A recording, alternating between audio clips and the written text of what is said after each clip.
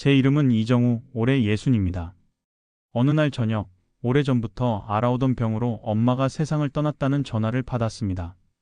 그 순간 숨이 턱 막히고 다리에 힘이 빠져 주저앉을 뻔했습니다. 몇 초 동안 아무 소리도 들리지 않았습니다. 전화기 너머로 동생이 울먹이는 소리가 흐릿하게 들렸지만 머릿속은 멍했고 가슴은 갑자기 쿵 하고 내려앉았습니다. 엄마는 지난 몇 년 동안 요양병원에 계셨습니다. 제가 지방에서 영업 일을 하느라 자주 찾아뵙지 못했습니다.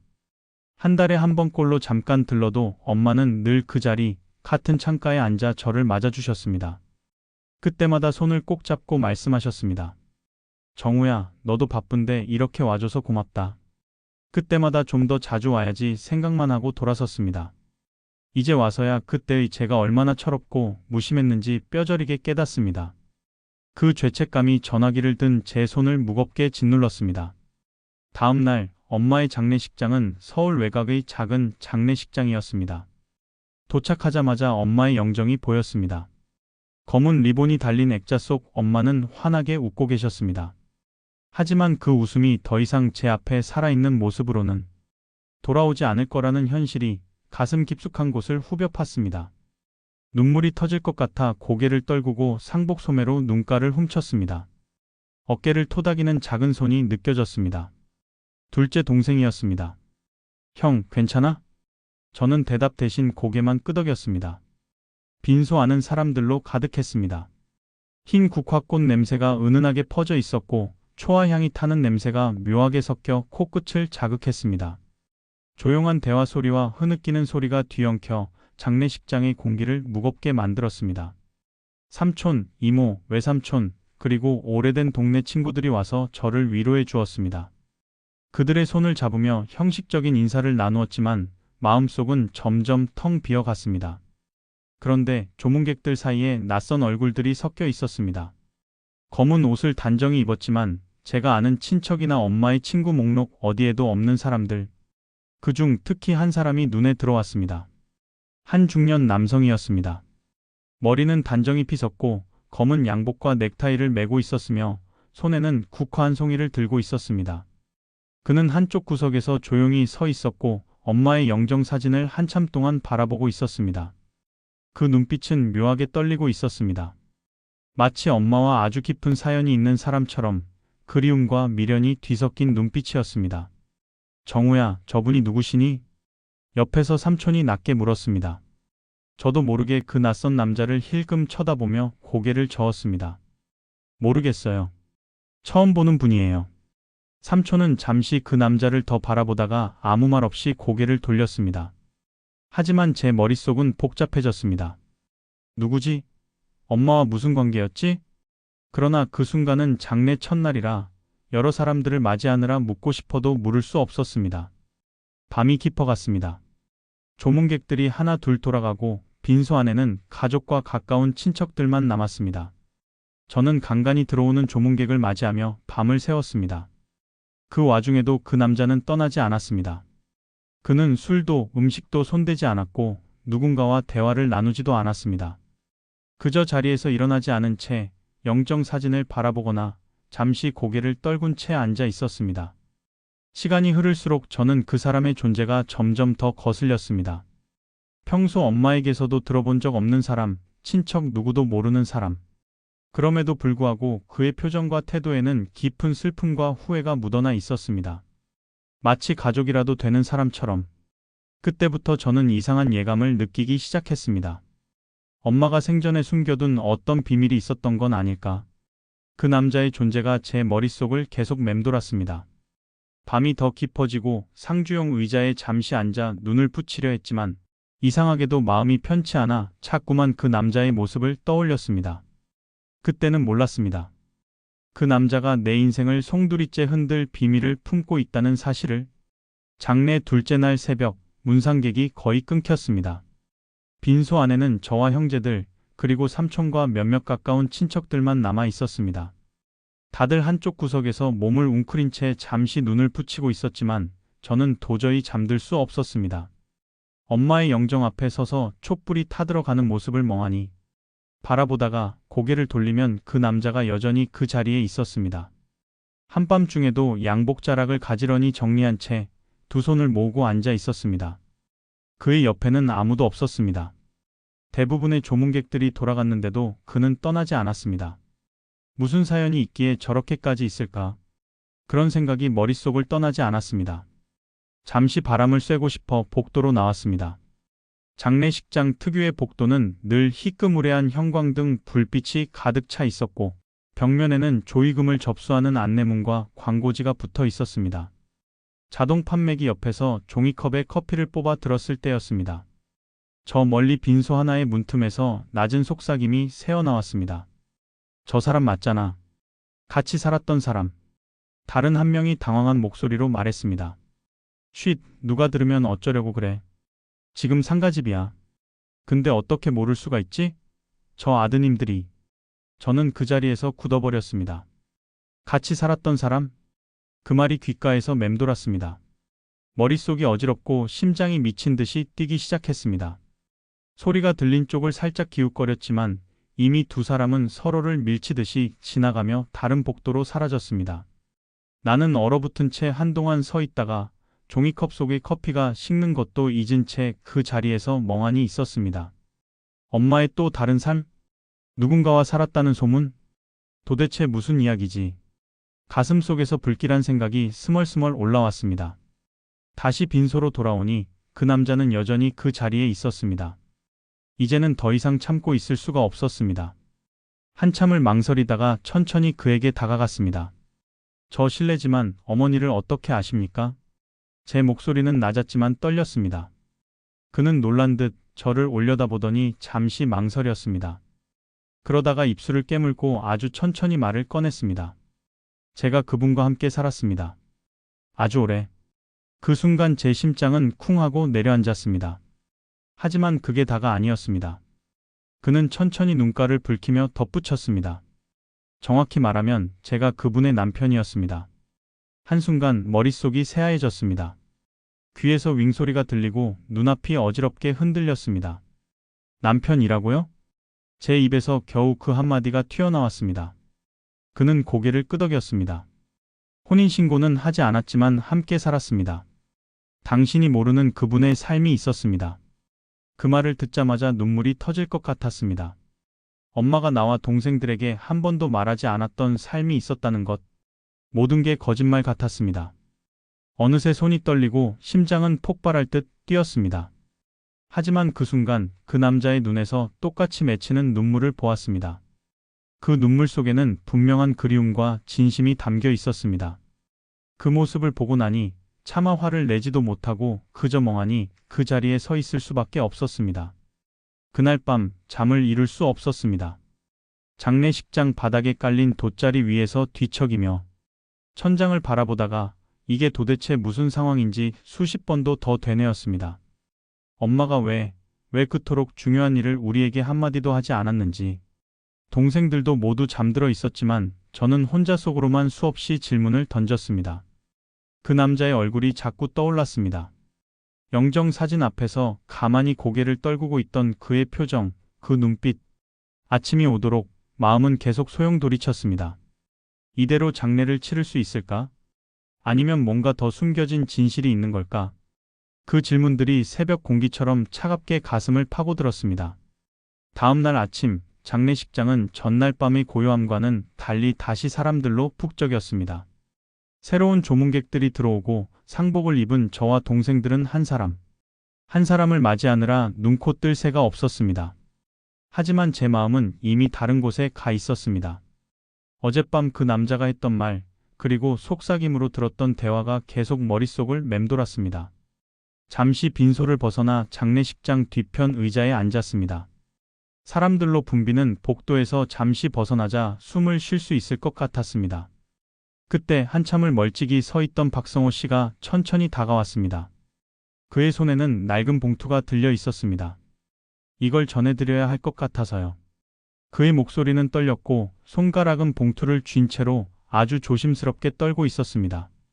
봉투는 오래된 서랍에서 꺼낸 듯 가장자리가 달아 있었고 앞면에는 엄마의 글씨로 보이는 단정한 글씨가 적혀 있었습니다. 정우에게. 순간 숨이 멎을 듯 했습니다. 손끝이 떨려 봉투를 제대로 쥘 수가 없었습니다. 이게 언제부터 가지고 계셨습니까? 제 물음에 그는 잠시 눈을 감았다가 대답했습니다. 어머님이 돌아가시기 전 혹시라도 당신들이 오기 전에 제가 떠나게 되면 꼭 전해달라고 하셨습니다. 많이 망설였지만 이제는 드려야 할 것 같습니다. 봉투를 뜯어 안쪽의 편지를 꺼내 들었습니다. 종이는 누렇게 발에 있었지만 글씨는 또렷했습니다. 첫 문장부터 가슴이 뭉클했습니다. 내 사랑하는 아들 정우야. 목이 메어 그 다음 문장을 읽는데 시간이 오래 걸렸습니다. 엄마가 내게 이렇게 글로 마음을 전할 줄은 몰랐다. 아버지를 떠나보낸 후 엄마는 혼자가 되었고 그 뒤로 오랜 시간 동안 외로웠다. 너희가 각자의 삶을 사느라 바쁜 건 알았다. 엄마는 그걸 원망한 적 없었다. 다만 마음 한켠이 늘 시리고 허전했다. 그 문장들을 읽어 내려가면서 눈물이 차오르고 시야가 흐려졌습니다. 그러던 어느 날 성호 씨를 만났다. 엄마보다 조금 어린 사람이었지만 엄마를 많이 이해해 주었고 외로웠던 마음을 덜어주었다. 처음엔 내 아버지를 생각하면 죄를 짓는 것 같아 밤마다 울었다. 하지만 어느 순간부터는 남은 삶을 이렇게라도 살아야겠다는 생각이 들었다. 손이 떨렸습니다. 편지를 쥔 채 그 자리에 앉아 한참을 울었습니다. 눈물은 멈추지 않았고 숨을 쉬기조차 어려웠습니다. 누군가 다가와 어깨를 툭툭 두드렸습니다. 둘째 동생이었습니다. 형, 무슨 일이야? 저는 대답하지 못한 채 봉투를 가슴에 꼭 안았습니다. 말할 수가 없었습니다.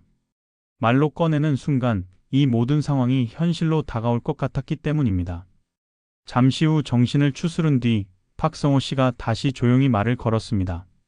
정우 씨 죄송합니다. 이런 자리에서 이런 얘기를 꺼내게 될 줄은 몰랐습니다. 하지만 어머님은 정말 행복해 하셨습니다. 제 곁에서 웃으실 때마다 그는 말을 잇지 못하고 고개를 숙였습니다. 그 모습이 원망할 수 없을 만큼 진심이 느껴졌습니다. 엄마가 평생 숨겨온 또 다른 삶. 그것은 배신이 아니라 어쩌면 삶의 마지막 순간까지 붙잡고 싶었던 작은 행복이었는지도 모른다는 생각이 들었습니다. 하지만 마음 한구석에서는 여전히 혼란이 가시지 않았습니다. 엄마는 왜 이런 사실을 감췄을까? 우리가 너무 무심했기 때문일까? 그 질문들이 꼬리를 물며 마음을 후벼 팠습니다. 장례식장의 소란 속에서도 저는 멍하니 편지를 들여다보며 오래 앉아 있었습니다. 그리고 처음으로 엄마가 얼마나 외로웠을지, 또 그 외로움 속에서 누군가에게 기대고 싶었던 마음을 천천히 이해하려고 노력하기 시작했습니다. 그날 저녁, 장례식장은 하루 종일 사람들로 북적거렸던 탓인지 유난히 고요했습니다. 저와 동생들은 잠시씩 교대로 눈을 붙였지만 제 머릿속은 온통 복잡한 생각으로 가득했습니다. 엄마가 숨겨왔던 또 다른 삶, 그리고 그 삶을 지켜본 남자. 그가 남긴 말들이 제 귀에 계속 울렸습니다. 잠시 화장실로 향하려고 복도로 나오는데 저만치 떨어진 곳에서 삼촌과 막내 동생이 낮은 목소리로 이야기하는 것이 들렸습니다. 야, 그 사람 뭐 하는 사람이래? 모르겠어. 형도 모른대. 근데 진짜 이상하지 않아? 엄마가 왜 이런 걸 우리한테 말 안 했을까? 그걸 내가 어떻게 알아? 나도 혼란스러워 죽겠어. 그 대화가 제 가슴을 다시 한번 쿡 찔렀습니다. 나만 이런 혼란을 겪는 게 아니었구나. 하지만 어찌된 영문인지 그 남자를 향한 분노보다는 점점 궁금증이 더 커졌습니다. 빈소로 돌아오자 박성호 씨가 여전히 같은 자리에 있었습니다. 그는 저와 눈이 마주치자 잠시 고개를 떨구더니 떨리는 목소리로 말을 꺼냈습니다. 정우 씨, 제가 이렇게까지 있는 게 부담이 되시죠? 그의 말에 저는 잠시 머뭇거리다가 고개를 저었습니다. 아니요, 그냥 마음이 복잡할 뿐입니다. 그는 한숨을 내쉬며 손을 꼭 모았습니다. 저도 사실 이런 자리에 서게 될 줄은 몰랐습니다. 어머님이 저한테만은 이런 걸 다 말씀해 주셨습니다. 아드님들한테는 끝까지 말하지 않겠다고 하셨지만 언젠가 시간이 흐르면 알게 될 거라 하시더군요. 그 순간 억눌렀던 감정이 터져 나왔습니다. 왜요? 왜 우리한테 말 안 하신 겁니까? 우리가 엄마를 싫어할까봐? 아니면 우리가 엄마를 이해하지 못할 거라고 생각해서요? 내 안에서 울컥 치밀어 오르는 감정을 주체할 수 없었습니다. 그는 잠시 눈을 감았다가 천천히 대답했습니다. 아니요. 정우 씨 어머님은 늘 당신들 이야기를 했습니다. 얼마나 자랑스러워 하셨는지 모릅니다. 하지만 당신들이 엄마를 불쌍하게 볼까봐, 혼자 감당한 거라고 생각할까봐. 그래서 끝까지 아무 말도 못 하신 거예요. 그 말을 듣자 가슴이 찢어지는 것 같았습니다. 엄마가 혼자서 얼마나 많은 고민을 했을까? 우리가 몰랐던 시간 동안 어떤 밤을 보내셨을까? 그 생각이 차가운 장례식장의 공기처럼 서서히 스며들어와 저를 압도했습니다. 동생들이 하나둘 깨어나 저를 바라보았습니다. 형은 알고 있었어? 나도 몰랐어. 그런데 엄마가 많이 외로우셨던 것 같아. 막내 동생은 눈가를 훔치며 고개를 떨궜습니다. 나도 왜 이렇게 속상하지? 그 작은 한마디에 우리 셋은 아무 말 없이 서로의 어깨를 붙이고 한참을 앉아 있었습니다. 그때 박성호 씨가 조심스럽게 다가와 작은 목소리로 말했습니다. 어머님이 마지막에 남기신 다른 메모가 있습니다. 꼭 전해드리라 하셨습니다. 그가 꺼내놓은 것은 오래된 사진 한 장이었습니다. 사진 속에는 젊은 시절의 엄마와 그 남자가 함께 웃고 있었습니다. 엄마의 표정은 오래전 제가 기억하는 그 웃음과 똑같았습니다. 가슴 한켠이 따뜻해지는 동시에 먹먹해졌습니다. 엄마의 또 다른 모습, 엄마가 우리 모르게 누렸던 짧은 행복, 그걸 부정할 수가 없었습니다. 하지만 한편으론 그 진실을 받아들이는 일이 쉽지 않았습니다. 삼촌이 옆에서 사진을 보더니 잠시 침묵하다가 말했습니다. 그래, 인생이란 게 다 그런 거지. 우리도 늙어가지만 누구나 혼자만의 사정이 있는 법이야. 그 한마디에 모두가 고개를 떨군 채 다시 한번 긴 침묵이 흘렀습니다. 밤은 깊어가고 장례식장의 촛불은 다시 잔잔히 타들어갔습니다. 그 불빛을 바라보며 저는 마음속으로 엄마에게 조용히 물었습니다. 엄마, 이제는 알 것 같아요.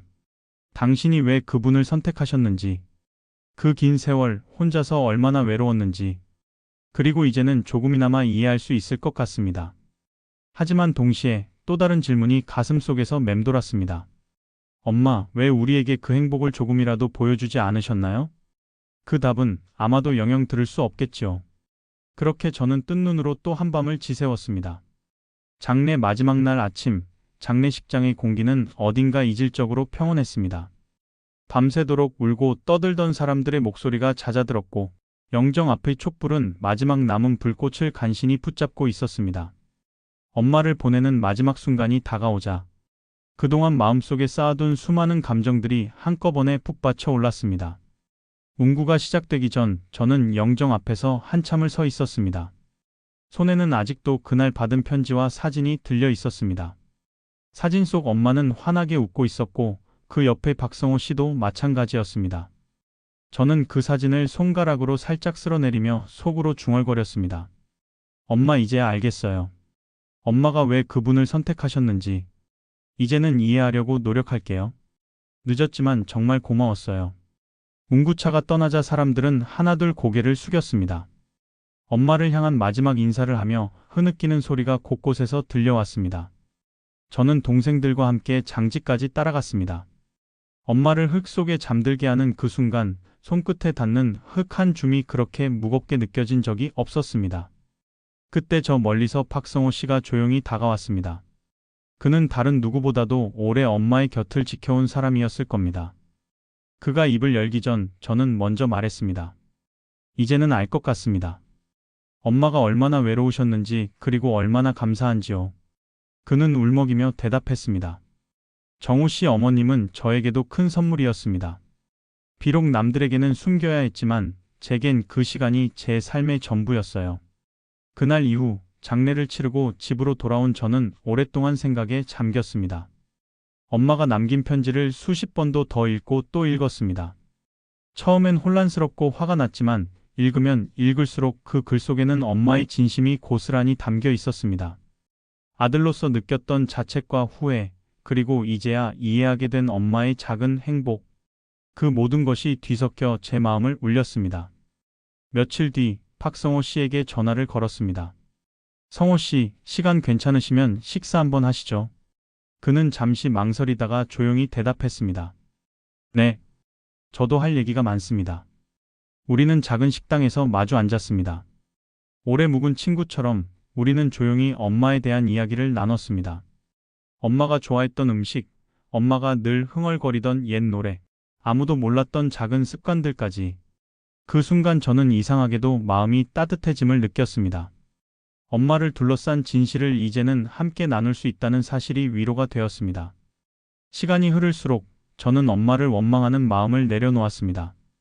오히려 엄마가 그토록 힘든 세월을 보내며도 마지막까지 작은 행복을 놓지 않으려 했다는 사실에 감사하게 되었습니다. 살다 보면 우리 모두에게는 남들에게 말 못할 사정이 하나쯤은 있겠지요.